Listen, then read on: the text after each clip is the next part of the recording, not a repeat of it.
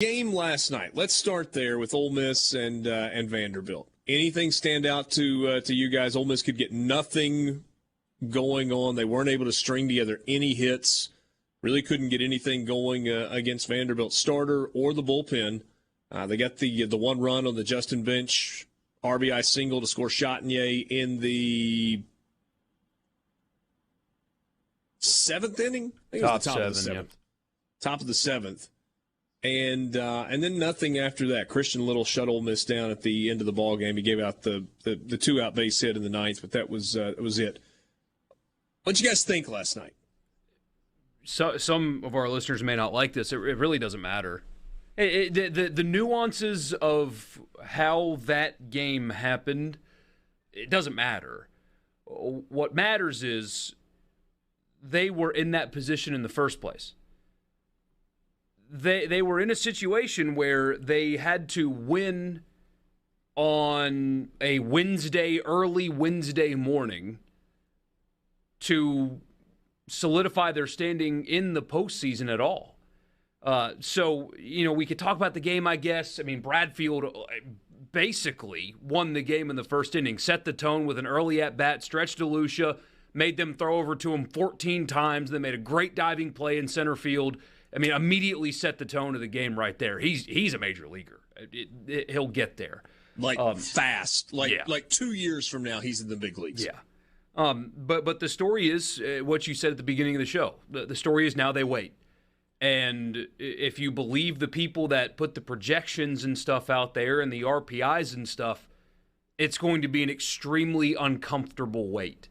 Baseball America has Ole Miss as one of the last four teams in. That means if things don't go to chalk and they are correct, Ole Miss is not getting in.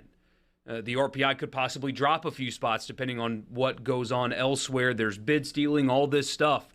That's the story now, is they had an opportunity to solidify their chances in 4 games. Their last 4 games, 3 of which were at home. They had to win 2 of them. They could not get those 2 wins.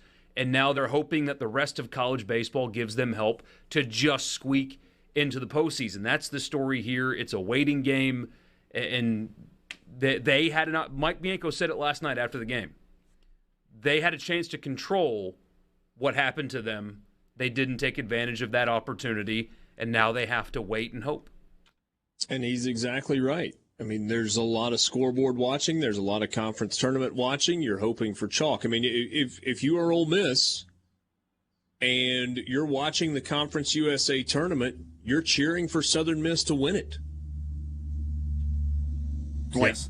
Just race through it and win the whole thing. And if not Southern Miss, Louisiana Tech. What you don't need is for Southern Miss and Louisiana Tech, for example, to get at large bids and UTSA or Old Dominion win that tournament where Conference USA ends up getting 3 bids. Or maybe the last 4 standing are those 4 teams, and you have Southern Miss and Louisiana Tech eliminated with Old Dominion and UTSA playing for a conference title where 4 teams from that conference end up getting bids with 3 at-larges, and one of those at-larges, one that was going to be an automatic qualifier had they won it. Southern Miss obviously is getting a spot regardless. But it's not just the Conference USA tournament. That's just the local example. Yeah. Right? It's the ACC tournament, and it's Alabama and the SEC tournament. It's the Big 12. It's all over the country. And the other thing to look at is it's not just those big tournaments. We talked on Monday's show when you weren't here, because I think it was Pat, one of our normal tweeters, had said he thinks Ole Miss is in because they were a 3 seed. I mean, the 3 seeds are the last at-large seeds. Mm-hmm. The 4 seeds are your small conferences that are usually just one bid leagues. But there's some conferences. I know Wofford is a team that has a high RPI. There's a few here and there that those could end up being two bid leagues. Ole Miss fans need to be watching those tournaments to make sure that the 1 seed goes all the way through, because that could easily become a stolen bid. And especially in a sport like baseball, right? I mean, we talk about this in basketball some, where this team's on the bubble and you just hope for chalk and these conference tournaments happen. And basketball is a sport of volatility, right? Where one team can just I mean, we just saw it with St. Peter's in the tournament, right? Like, teams that have no business winning games can win games. Baseball's that 10 times over.